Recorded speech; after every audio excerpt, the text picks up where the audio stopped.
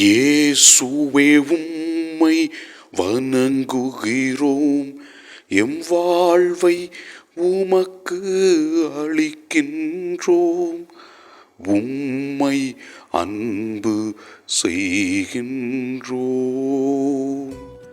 இறைவா, அக்டோபர் மாதத்தின் முதல் நாளாகிய இன்று இந்த புதிய மாதத்தை எங்களுக்கு நீர் கொடுத்து எங்களை ஆசிர்வதித்த உமது மேலான கிருபைக்காக நன்றி சொல்லி உம்மை ஆராதிக்கின்றோம்.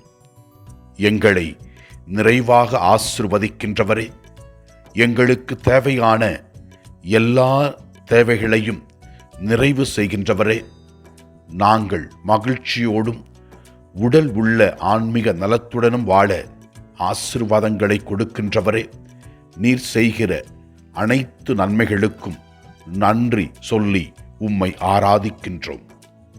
முதல் வாசகத்திலே நாம் பார்க்கிறோம், யோபு தான் துயரங்களை, கஷ்டங்களை, வேதனைகளை சந்தித்த அந்த நாட்களிலே இதோ தான் பிறந்த நாட்களை நினைத்து வருத்தப்படுகின்றார்.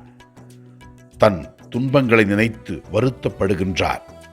ஆனாலும் நமக்கு அனைவருக்கும் நன்றாக தெரியும், கடவுள் அவரை கைவிடவில்லை என்று.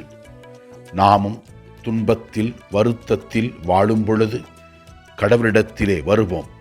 அவர் நம் பாவங்களை, நம் தீய செயல்களை நாம் நம்பிக்கையோடு வருவதை பார்த்து அவர் நமக்கு ஆசீர்வாதத்தை கொடுப்பார். பாவங்களை நினைத்து வருத்தத்தில் வாழ்ந்து மன்னிப்பு கேட்கும் பொழுது அவர் ஆசீர்வாதத்தை கொடுக்கின்ற இறைவனாக இருக்கிறார். நற்செய்தி வாசகத்திலே நாம் பார்க்கிறோம், இயேசு கிறிஸ்து தன்னுடைய நோக்கத்தை நிறைவேற்ற எருசலேமுக்கு செல்ல வேண்டும் என்று கூறுகின்றார். இயேசு இந்த உலகத்தில் வாழ்ந்தபோது எப்போதுமே கடவுளின் திட்டத்தை நிறைவேற்றும் நபராக இருந்ததை பார்க்கிறோம். ஆண்டவரே, உமது அருள் பிரசன்னத்தில் இருக்கிற நாங்கள் இந்த புதிய மாதத்தை பாதத்திலே ஒப்புக் கொடுக்கிறோம். இந்த மாதத்திலே நாங்கள் செய்யவிருக்கிற எல்லா செயல்களையும் ஆசீர்வதியும். நீர் எங்களுக்கு தேவையான எல்லா ஆசீர்வாதங்களையும் கொடுத்து கொண்டிருக்கிறீர். நாங்கள் உமக்கு உகந்தவர்களாக வாழ அருள் தாரும்.